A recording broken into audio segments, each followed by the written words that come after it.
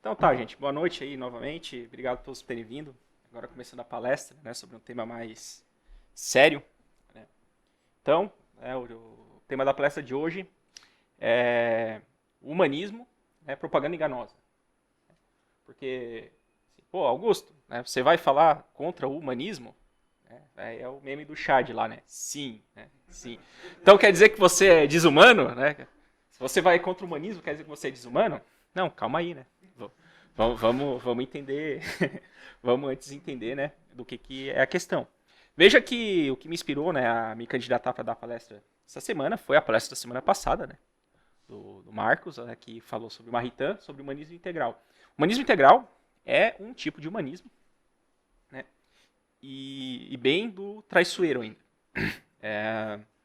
Mas aqui eu vou, nessa palestra, falar sobre o humanismo de uma maneira mais geral, porque na palestra anterior que eu dei, né, que digamos que foi a primeira palestra que eu dei esse ano, eu falei que eu ia levar as palestras para o campo mais político. E eu cheguei a comentar que a gente tem que mudar o paradigma, né, de analisar a política entre direita e esquerda para revolução e contra-revolução. Porque a direita e a esquerda, elas são uma oposição sem superação. Eu ainda prometo também dar uma palestra sobre esse tema, oposição sem superação. Então, elas, na superfície, elas se brigam, a gente vê diariamente a direita brigando com a esquerda e vice-versa, mas as raízes que nutrem e alimentam as duas, né, é a mesma. E eu citei lá que era o humanismo. Mas naquela palestra eu só citei e não dei muita explicação do porquê. Né? Então hoje eu quero me aprofundar um pouquinho nesse detalhe. Né? A gente também está trabalhando numa plataforma de cursos aí, se Deus quiser em breve vai ao ar. E eu também tenho interesse, né, de dar uma aula exclusiva, né, para quem assinar o site ali. Eu quero dar uma aula exclusiva sobre esse tema, né, tentando explicar melhor alguns pontos dessa minha palestra lá, né, porque é um tema muito importante, porque aí, né, indo pro meme como é que eu acho, o sexto sentido lá, né, eu vejo humanista, né, com que frequência, o tempo todo, né, o tempo todo. Na igreja, fora da igreja, né, tá no céu, tá no mar, só não tá na imensidão do infinito, né, mas no restante os humanistas estão, né, inclusive estão dentro da hierarquia da igreja, né, alguns prestando culto a Pachamama e atrocidades similares. Né. Então, é um tema que afeta tanto a sociedade do ponto de vista político, nessa briga, nessa oposição sem superação entre direita e esquerda, e é uma coisa que também afeta, né, a igreja no seu interior, corrompendo. Né. Se pegar o livro que a gente lançou, né, esqueci o nome do autor lá, a Igreja Católica Catacumba de hoje. Não. Foi o... Poxa. Não foi o Castellani. Foi o doutor... Alberto Caturelli. O Caturelli. A primeira parte desse livro, que eu também, quando tiver a plataforma de curso, quero fazer um curso sobre a primeira parte dele, ele vai, não com o nome humanismo, mas ele vai tratar do problema humanismo como um dos sinais claros de um processo de autodemolição da igreja. A primeira parte do livro ele fala autodemolição da igreja.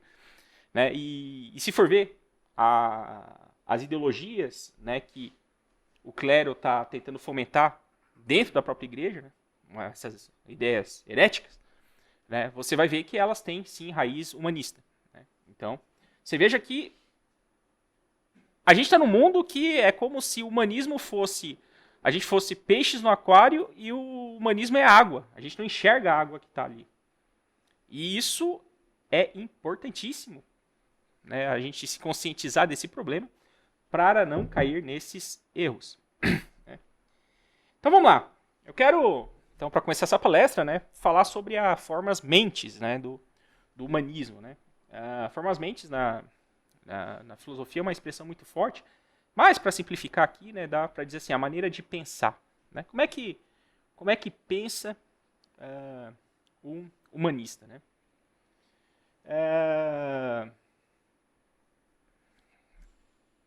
A questão é sorrateira. O humanista ele vai chegar e vai fazer algumas considerações e na maioria a gente vai concordar. Ele não vai negar que o homem é um animal racional.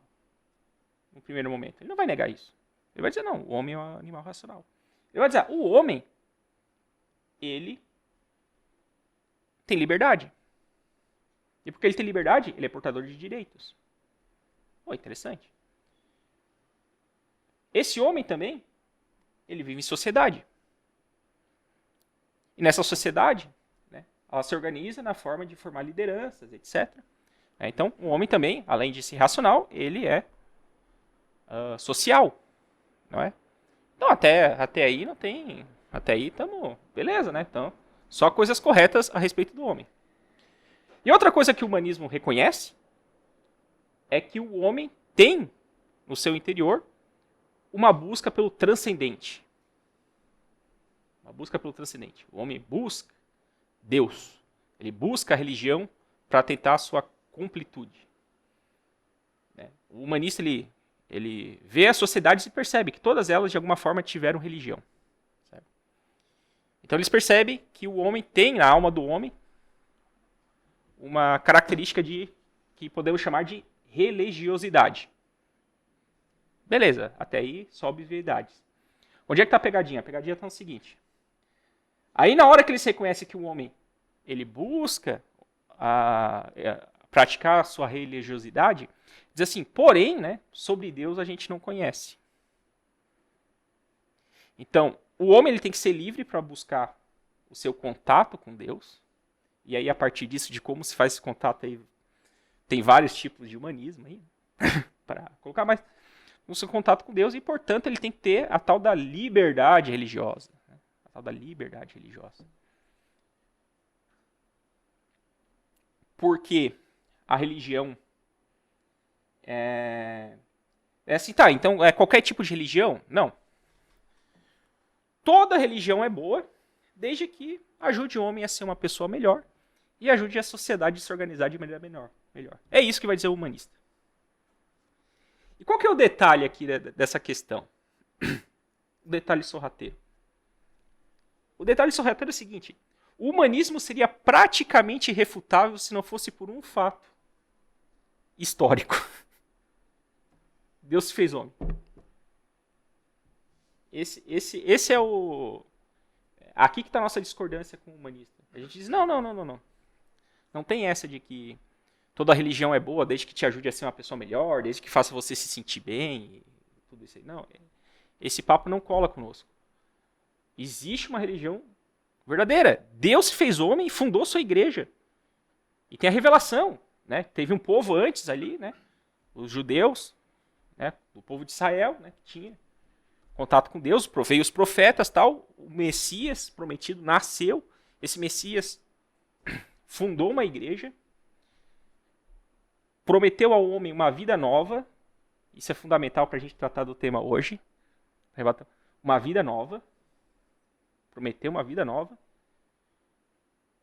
E fundou uma igreja como meio de salvação. Então, Deus se revelou ao homem. E a partir disso, o homem está, né, de certo modo, obrigado a servir esse Deus que morreu na cruz para redimir o homem de seus pecados. Tem mais essa ainda. Né? Que abriu as portas do céu para o homem. Então, o negócio é o seguinte. Existe uma religião verdadeira. Esse Deus merece todo o culto, toda a adoração do homem. Então veja que para nós humanistas, nessa questão, vamos chamar aí de espiritualidade, de religiosidade, existe uma rixa impossível de solucionar. Porque para nós a questão está clara. Existe o Deus se revelou, fundou a igreja, uma igreja que é visível, fundou essa igreja, e nessa igreja estão os meios da salvação do homem. Então, essa religião é a verdadeira, as outras são falsas. E, portanto, é essa religião que tem que ser levada a sério. Para o humanista, não. Essa é só mais uma dentre as outras religiões possíveis. E esse é o detalhe, né, que faz toda a diferença. E todo mundo pensa em religião hoje em dia, inclusive a maioria dos católicos, como se a religião católica fosse só mais uma. Né? Principalmente por causa do Concílio Vaticano II, né, que está cheio de humanismo no Concílio Vaticano II, e que veio com essa ideia de ecumenismo, né, sendo considerado da maneira irenista, né, como se as outras religiões tivessem os meios de salvação, né, e a gente sabe que não é assim.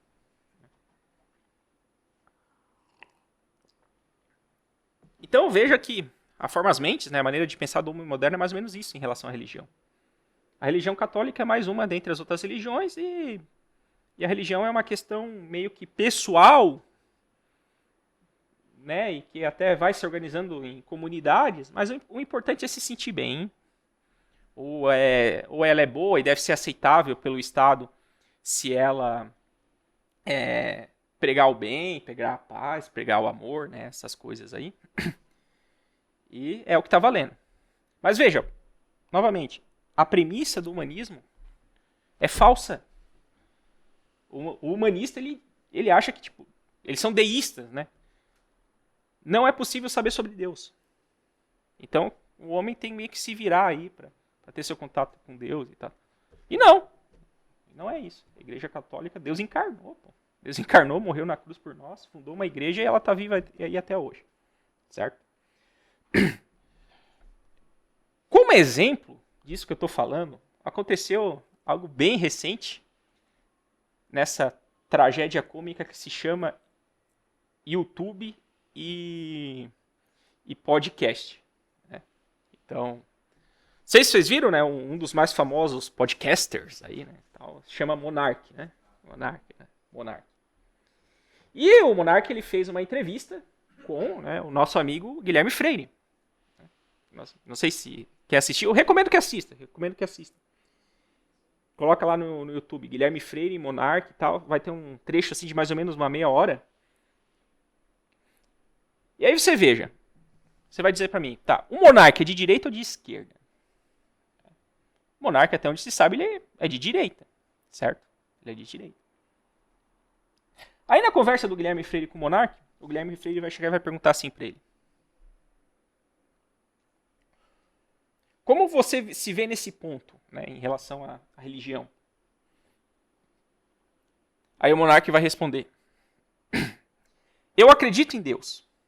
E, portanto, acredito que exista uma verdade de harmonia universal. Que é um caminho que a gente deve chegar e deve almejar. E a religião, na minha visão, é o estudo sobre o que é esse caminho. Como ele é e como se apresenta.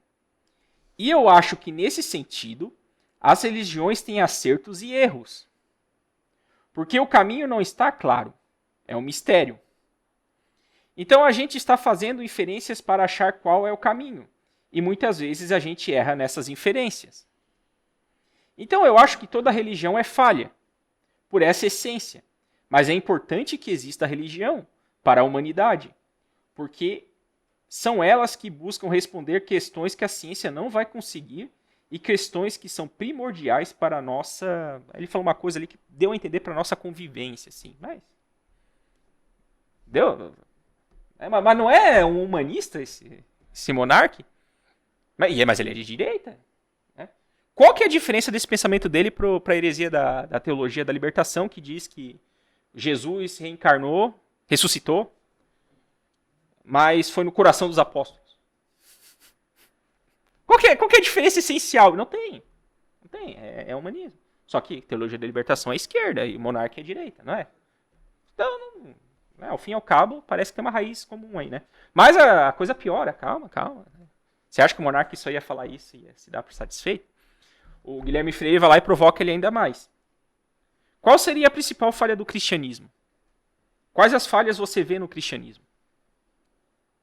Aí o Monark vai responder. Ele foi cooptado. Respira. Eu nunca ouvi esse papo, né? Vocês nunca ouviram esse papo na escola, nas universidades aí, né? Ele foi cooptado por oligarquias e instituições e é usado como ferramenta política. O problema da religião é que, por filosoficamente ter muitos acertos dentro das ideias que elas propõem, isso aí traz poder para aquelas pessoas que são os representantes daquelas ideias. Qual que é a diferença do pensar religião do monarca para um comunista? O que é a religião? Não, a religião traz certas verdades ali, tem um discurso coerente e tal, mas ela, ao fim e ao cabo ela serve para dar poder aí para quem representa ela. Qual é a diferença disso que um monarca de direita a favor da liberdade de expressão, né, tem para um comunista? Na maneira de como enxerga as instituições. Não tem diferença. Eu chego assim, mas como é que pode um de direita ou de esquerda? Novamente, ambos têm uma visão humanista. Não é para o homem servir a religião. Nosso Senhor Jesus Cristo é o detalhe que faz toda a diferença nisso. Não é para o homem servir a religião. É para a religião servir ao homem. Por isso que a essência do humanismo, o que todo humanismo tem em comum? É o homem no centro, não é Deus. Não que se negue Deus. Não é isso.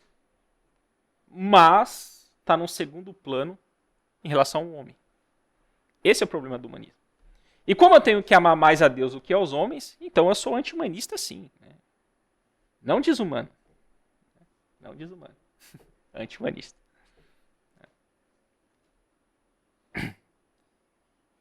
Só que, o que causou o humanismo? Né? Então, eu estava falando que Jesus encarnou, né? Ele morreu tal, e tipo assim, agora se virem aí. Não, deixou a igreja.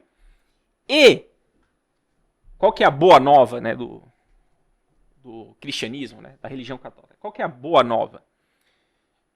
É o batismo, que nos dá a vida da graça. Entendeu?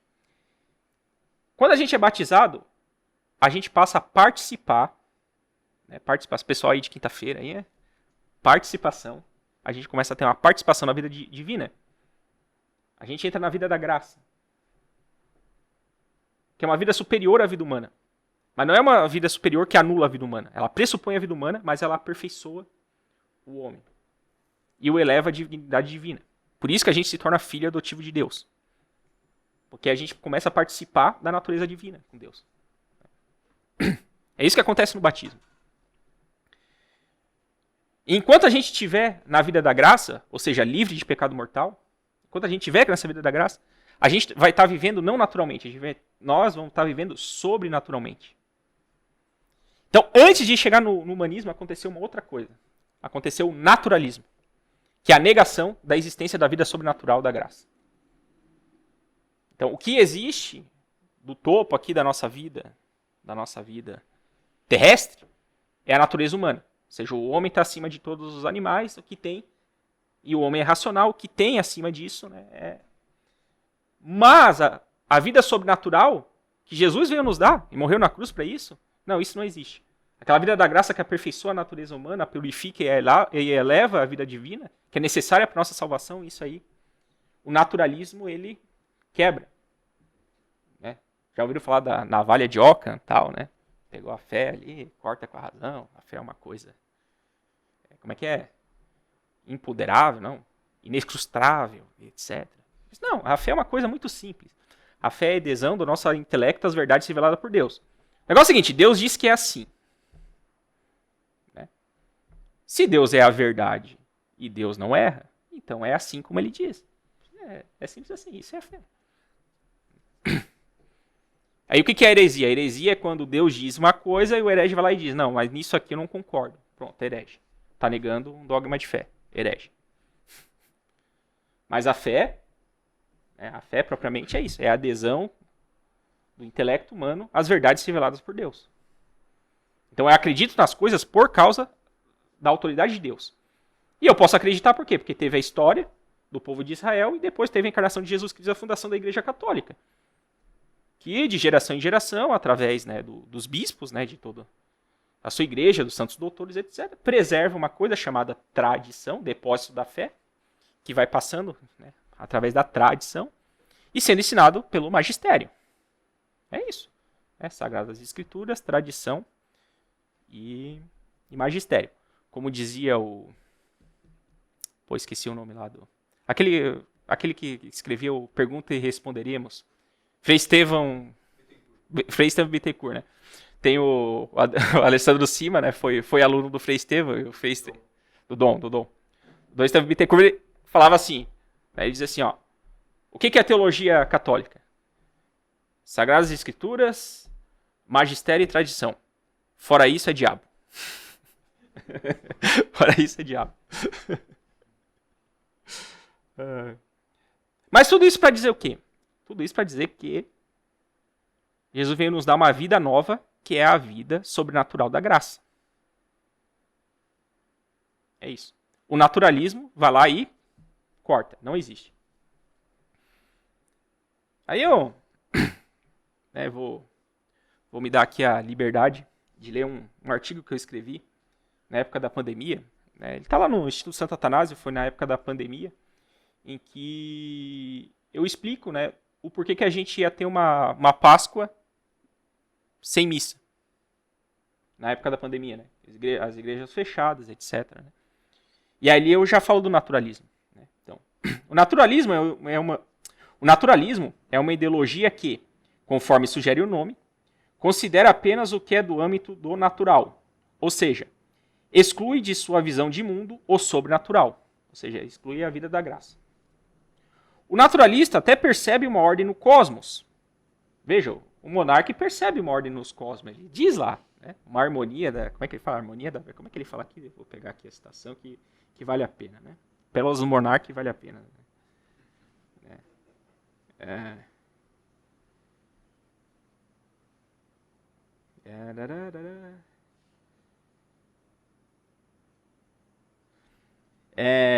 Ele acredita que existe uma verdade de harmonia universal. Uma verdade de harmonia universal. Então é isso.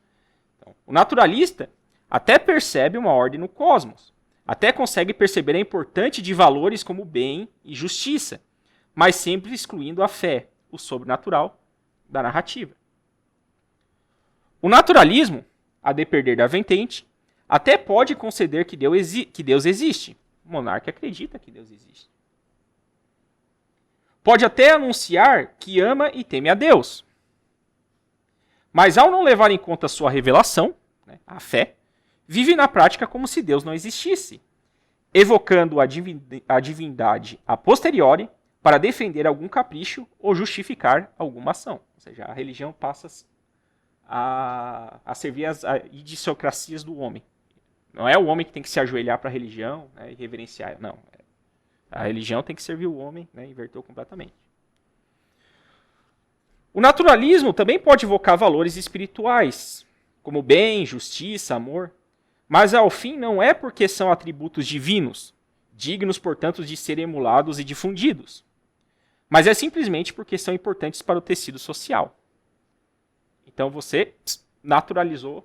Veja, por que a gente tem que ser bom? Porque Deus é bom. Por que a gente tem que ser justo? Porque Deus é justo. Por que a gente tem que amar o próximo como a si mesmo? Porque Deus é amor.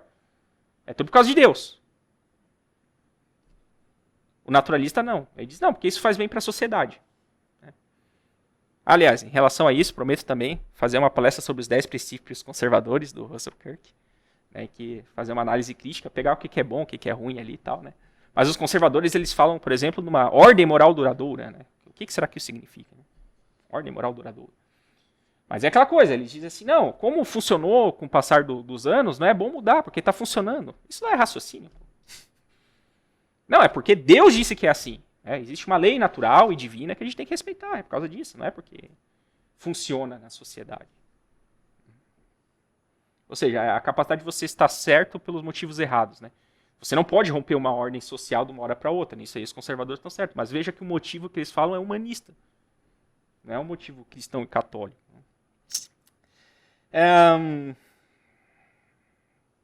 Uma vez que o naturalismo ignora ou despreza o sobrenatural, a fé deixa de ser critério para avaliação, discernimento e julgamento do homem na realidade. Assim, a caridade. O que é caridade? Amor sobrenatural. Então, se você não está na vida da graça, é impossível você fazer um ato de caridade. Caridade é amor sobrenatural. Ou seja, ele ultrapassa infinitamente o amor natural. Ele pressupõe o amor natural, mas ultrapassa ele infinitamente. É sobrenatural. Então, assim, a caridade é rebaixada à filantropia. Porque a filantropia, de fato, é um amor meramente humano. A esperança, a confiança em dias melhores. Porque a fé, por sua vez, é negligenciada em detrimento das narrativas ideológicas, geralmente de cunho político ou econômico. Aí vem vários milenarismos políticos aí e tal, né? Que aí até poderia ser tema aí para uma palestra do Luiz aí, né? Os milenarismos políticos aí que a gente tem, né? Pegar o Eric Wegelin lá, né? O Eric Wegelin analisa as ideologias modernas como filhos do gnosticismo clássico, né? É maravilhoso. Foi uma grande percepção, né, do Eric Wegelin. Além disso, a justiça é rebaixada ao cumprimento de leis. O Xandão gosta disso. Toffoli gosta disso. Gilmar Mendes gosta disso. O Dino lá, né, lá do ministro da Justiça do Lula gosta disso. Baixa a portaria, obedece. Por quê? Porque é lei. Lei é lei. Ué, mas a lei não tem que servir a justiça? Como assim? A justiça sou eu. É o ser humano que é a justiça. Claro, se não é mais Deus, que é a fonte da justiça, vai ser o homem. Ah, mas como é que a gente chega? Por um consenso. Consenso de quem? Da elite oligarca. E depois vem o monarca dizer que é a religião que foi feita. Né? Que a religião é que foi feita aí para conseguir poder e dominar os outros. Eu achei assim, pô, mas dá uma olhada na política moderna, cara. Política moderna é isso. Religião opressora. Os liberais que gostam, né? O que é o moral? É o consenso da humanidade. Consenso da ciência. Tá? Aí quando vai ver uma patotinha tudo financiada por determinadas ONGs e fundações que, assim, pô, né, ciência imparcial, né, que coisa, né? Ela vai onde o dinheiro aponta, assim, estranho. Ó, a prudência é rebaixada ao oportunismo, a temperança ao pseudo-equilíbrio da tolerância, né? Hoje em dia, você tem que um bom humanista, ele é tolerante, né? Tem o ódio do bem? Tem, mas na casca ele é tolerante, claro. A fortaleza ao conforto, né? Principalmente o conforto burguês, né? O que é a paz? Né? Paz é você estar livre de preocupação, né? Não é você estar em estado de graça, né? Tudo bem, né? Tudo concorre para aqueles que são amigos de Deus. O que é o amigo de Deus? É quem está em estado de graça. Então, isso é o que traz paz para o católico. Agora, vai dizer isso para o burguês aí. Como já fazia notar Chesterton, são as virtudes cristãs que enlouqueceram. E enlouqueceram por causa da essência do naturalismo. A retirada de Deus do centro. São Paulo também já alertava para esse tipo de decadência quando opunha o homem espiritual, que seguia pelo Espírito Santo, que é Deus, ao homem natural, que não busca entender o mundo através da luz do Espírito Santo, e por causa disto, julga as coisas de Deus como loucura. E se não é Deus quem está no centro do homem natural, o que é? Resposta: o próprio homem. Eis o motivo do naturalismo desembocar no humanismo. Então, são quase sinônimos. É uma questão de ênfase. A consequência do naturalismo, você corta é o humanismo. Porque se não é mais a fé, que é o pilar, né, para o homem se dirigir na realidade, na sua vida, o que vai ser? Vai ser aquilo que tem, digamos, né? O que é mais valioso da fé dentro do que a gente, o que é mais valioso na fé que a gente tem? É a razão humana, né? É o intelecto humano, realmente é. Só que se o intelecto humano se deixar levar por si mesmo, ele facilmente cai na loucura. Por quê? Porque existe também uma coisa chamada pecado original.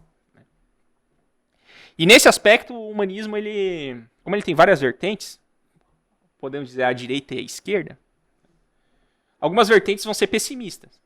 Tipo, o homem não presta, não vale nada, etc. Por isso ele precisa de uma oligarquia que diga como é que ele tem que viver, como é que ele não pode viver, controlar o que ele tem que consumir, etc. Né?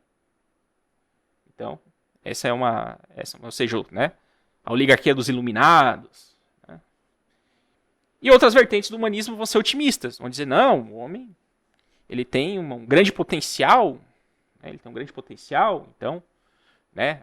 Isso aí vai na linha mais dos coach, né? Se você acreditar e desejar tal, vai dar certo. Você já venceu, amigo! Você só precisa acreditar nisso. E curtir o nosso canal, e se inscrever, e ativar os sininhos para as notificações.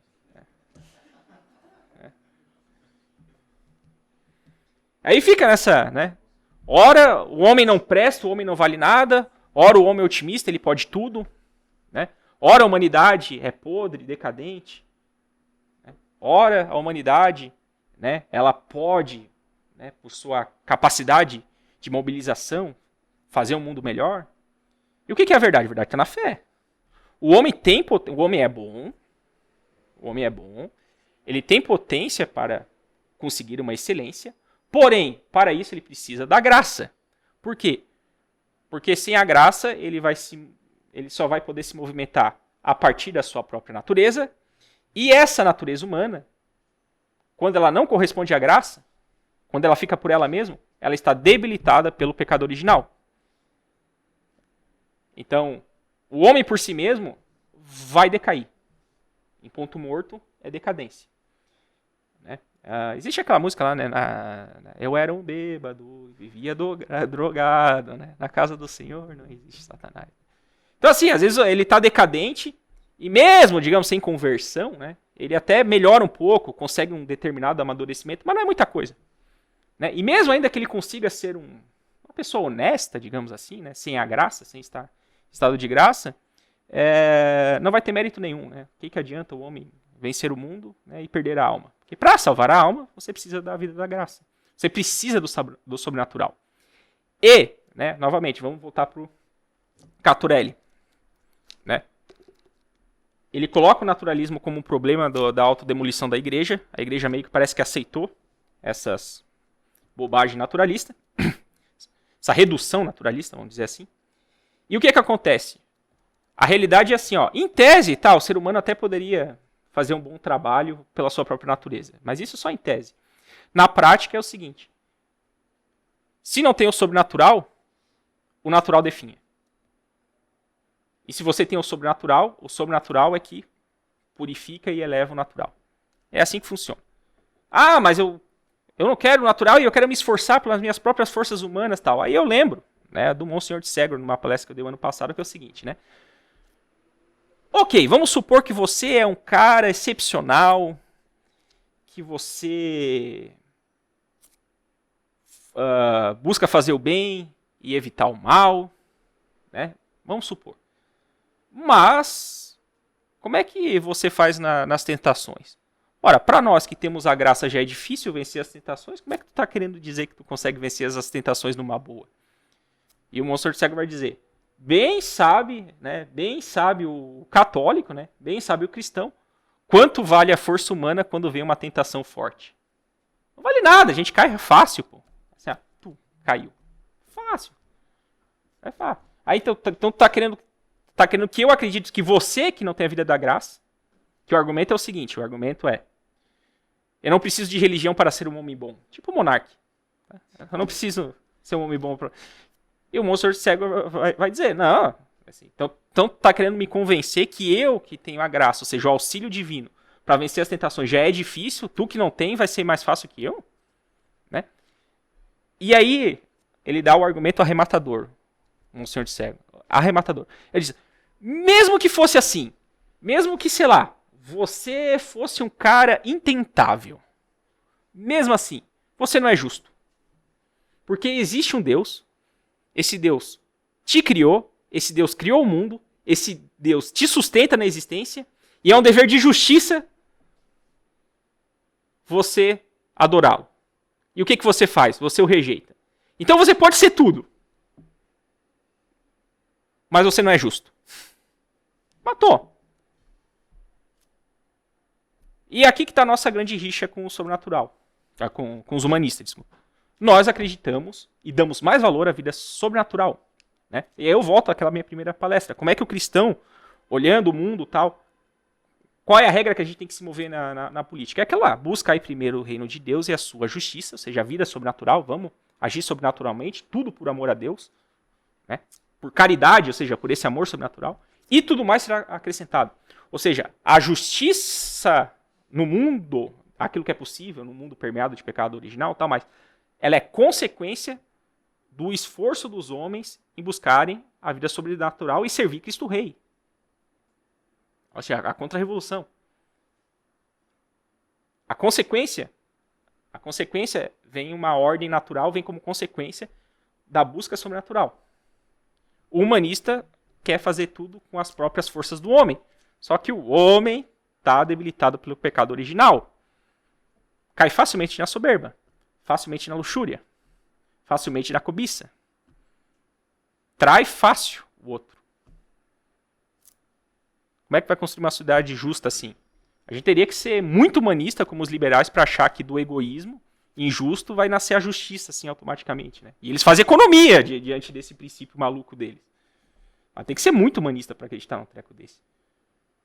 Que a liberdade do homem, que se deixar todo mundo livre ali, todo mundo no seu egoísmo, disso vai brotar uma sociedade ordeira e justa. Não, vai sobrar como é? Hobbes. O homem é o lobo do homem. É isso que vai acontecer. Mas para o homem ser o lobo do homem, ele já tem que ter decaído bastante. Porém, né, nós católicos, graças a Deus, temos uma vida da graça, temos, né, as virtudes infusas do Espírito Santo, né, que, né, veja, até estava fazendo a reflexão ali sobre, né, a poda, né? A vida espiritual é uma vida de luta, de batalha, tem as quedas, mas a gente se arrepende, se levanta e vai tentando. E é esse esforço, com o auxílio da graça, que a gente vai se aperfeiçoando, chegando à perfeição. E, se Deus quiser, né, chegamos à salvação. Porque é preciso, só quem está em estado de graça vai para o céu. É isso. É isso que foi revelado. Pois bem, para finalizar. Então, o humanismo, ele inverte a lógica da religião. O humanismo, ele faz o homem entender a loucura. Você veja, uma das vertentes do humanismo é o racionalismo. Né? Então, é o pensamento do homem que gera a realidade. Do dia que vem uma coisa dessa. Né? O Kant tem que ter sido um bom humanista para pensar numa coisa dessa. Né? Desvirtua as virtudes. Né? Ainda que se fale de justiça, não é a verdadeira justiça. É uma justiça reduzida. Ainda que se fale de caridade, não é caridade, é filantropia. Né? Ainda que se fale de fortaleza, não é bem fortaleza. Né? É uma coragem... Né? Tipo assim, os humanistas eles prezam pela coragem, pelo heroísmo. Né? Só que é uma coragem sem prudência. Por quê? Porque eles seguiam pelas leis dos homens, não pela lei de Deus. E como diz o padre Castellani, né? Na temperança eles desvirtuam essa virtude, porque eles querem dizer que o bom é você ser moderado em tudo, o que significa ser medíocre. Então se o humanista vê um homem mais magnânimo, né, ele acha que o cara é louco. Magnanimidade é a virtude de empreender grandes obras. Né? Ele acha que é louco. E se o cara vai lá e consegue prender, é porque teve conluio com o governo e tal, o que não raramente, não é mentira sempre isso aí. Mas às vezes a pessoa foi lá e conseguiu. Enfim. Vamos para a igreja. Estamos na quaresma. Isso significa o quê? Campanha da fraternidade. Claro. Campanha da fraternidade. Aí, sempre quando tem a campanha da fraternidade, a CNBB, para nos ajudar, lança um livro de texto base, né, para servir de base para várias maluquices que acontecem durante esse período. E geralmente eles colocam um monte de ideologia, podemos dizer esquerdista? Sim, mas já sabemos aqui que não é só esquerdista, é humanista. Né? Então. Mas vou dizer uma coisa para vocês, vou confessar que nem tudo naquele livro do texto base é ruim. A apresentação, a apresentação ali que foi escrita por alguns bispos, ela tá decente. Ela tá decente. Eu li e gostei. Né? Peguei um trecho aqui que eu acho... Mas você veja como é que é essa confusão, por a gente estar mergulhado no humanismo. Né? Então, eu vou ler o trecho assim que me chama a atenção. Né? A apresentação tem 2 páginas. Tá? Daí o resto é problemático. Né? Mas vamos lá. Não, e esse trecho aqui é problemático também, né? Mas é menos problemático que os outros trechos, tá? Mas vamos lá. Este ano, com o tema Fraternidade e Fome, somos convocados a considerar a fome como referência para a nossa reflexão e nosso propósito de conversão. Tá, beleza. A igreja está nos propondo a refletir sobre a fome, né, e tal. Ótimo, né?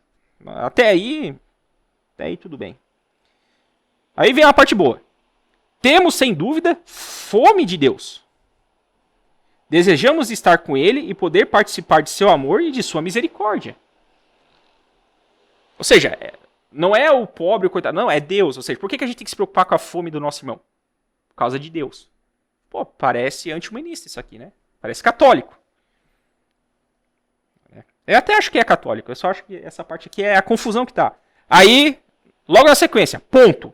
No mesmo parágrafo, continuando. Temos fome de paz, fraternidade, verdade, concórdia e tudo mais que efetivamente nos humaniza. Dada essa palestra que eu dei, tipo assim, como é que eu posso... Veja que é ambíguo. Pode ser interpretado da maneira católica, e a gente até tem que interpretar de maneira católica isso aqui, dado que ele colocou que o centro é Deus ali, né? Que a gente tem fome de Deus. É por causa da fome de Deus que a gente tem que olhar para a fome do próximo, né? Isso é muito católico, uma visão muito católica, muito bela. Mas aí veja que vem logo em seguida essa frase de efeito. Temos fome de paz. Eu já expliquei aqui. O que é a paz para nós? É a ausência de perturbação? Não, isso é para o humanista, para o burguês. Não é para nós. O cristão, ele tem aquele paradoxo, né? Ele tem paz nas tribulações. Porque para ele basta saber que Deus está com ele. Isso é motivo de paz para o cristão. Fraternidade. Essa palavra também, desde a Revolução Francesa, se tornou dúbia. Que nós somos todos irmãos em Cristo, e por isso a gente tem que nos amar, isso é fraternidade, concordo. Mas os humanistas interpretam a fraternidade de outra maneira. Sem a vida sobrenatural. Ou seja, só porque nós somos irmãos, a gente compartilha... Então, nós somos todos humanos, então como a gente tem uma mesma natureza humana, de certa forma nós somos irmãos. Eles exageram um pouco aí na medida, né? Então, verdade. Temos fome de verdade. Temos. Desde que não seja verdade hegeliana, né? Mas fora isso, a gente tem fome de verdade. Mas... veja, se a gente considerar que um dos problemas do humanismo é o racionalismo, a verdade já começa a tomar uns contornos meio estranhos, né? O que é essa verdade? Porque não está com V maiúsculo ainda, né? Se fosse tem fome de verdade, ou seja, Cristo, legal, mas tem fome de verdade. É combate a fake news? Não sei.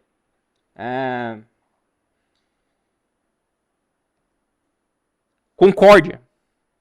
Concórdia, né? Concórdia também tem o radical cordes, né? Ou seja, concórdia, todos com o mesmo coração. Né? O oposto é a discórdia, ou seja, separação do coração. Só que veja, o católico, não é que o católico é malvadão, mas o católico só pode estar em concórdia com outro católico em estado de graça, porque ele tem o mesmo coração em Deus. Agora, se um tem um coração no diabo, o humanista, por exemplo, seja de direita e de esquerda, e o cristão tem o coração em Deus, como é que pode? Né? Não é bíblico? Como é que pode adorar Deus e ao diabo? Então, pela própria situação objetiva, não tem como haver concórdia. Completa, não. Pode ter concórdia em algumas coisas. Por exemplo, nós que somos contra-revolucionários, podemos ter concórdias em algumas coisas, em algumas questões, com os semi-contra-revolucionários. Mas concórdia? Não dá. Pela questão objetiva da questão. Por quê? Porque a gente está preocupado com a vida sobrenatural, o outro só está preocupado com a vida terrestre ou natural. Tá? Como é que a gente vai ter concórdia num negócio desse? Nossa visão de mundo é diferente. Não dá.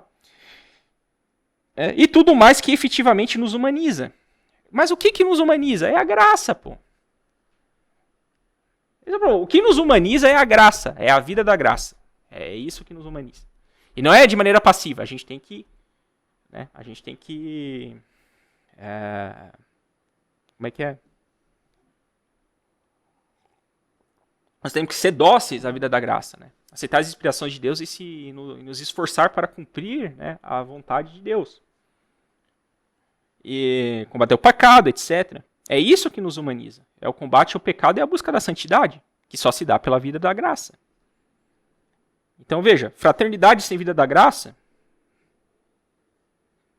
não funciona. Paz sem vida da graça não funciona. Verdade sem vida da graça provavelmente, né, faz o L. Concórdia sem a vida da graça, né, a concórdia do que está em graça do desgraçado. Então, veja como que as coisas são confusas. E, novamente, eu não reputo maldade nesse trecho aqui da apresentação do texto base da campanha da fraternidade. A apresentação em si, né, ela tem uns 5 ou 6 parágrafos, ela tá boa. Mas esse humanismo que nos intoxica todo dia, diariamente, né, o tempo todo, eu vejo humanista o tempo todo, né, acaba pegando um texto que parece ser simples, quando você vai fazer uma análise mais profunda, você vê, pô, mas será que é isso mesmo? Eu posso pressupor que esse nos humaniza é por causa da graça e que todas essas coisas, paz, fraternidade, verdade, concórdia, está pressupondo a graça? Não sei. Né? Como diz o Silvio Santos lá, do jogo do Show do Milhão. Essa eu não sei. Bom, seria isso aí, gente. Viva Cristo Rei.